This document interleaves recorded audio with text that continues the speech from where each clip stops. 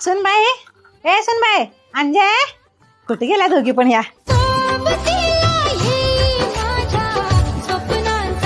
जाऊबाई, तुम्ही आज लई छान दिसायला लागले हो. तुम्हाला कोणाची नजर लागू नये. होय, आज लग्नाचा वाढदिवस नाही का, त्याच्यामुळे बाहेर जायचं प्लॅन केलं. आज ह्यानी असते तर मी पण जाऊबाई सारखी नटली असती. आज ही माझी अवस्था नसती अशी. सुनबाई, मी तुझ्यासाठी साड्या आणल्या, गिफ्ट. आवडली तुला? हो, खूप छान आहे. अरे वा, वहिनीला नवीन साडी गिफ्ट आणलंय वाटतं. अंजय, मी तुझ्यासाठी पण साडी घेऊन आल्या. आई, मला असं वाटतं की तू ही साडी मला देण्यापेक्षा मोठ्या वहिनीला दिली पाहिजेस. अगं, असं कसं तू म्हणतेस? तुला तर माहित आहे ना, तुझा दादा गेलाय आणि ती कसा सजून धजून राहील बरं. लोक काय म्हणतील? आई, ताई खरंच बरोबर बोलावलंय. जाऊबाईंना पण नटू-थोटू वाटत असेल. मगाशी खूप बारीक तोंड करून माझ्याकडे आलेल्या. लोक, आई लोकांचा काय विचार करतेस ग तू?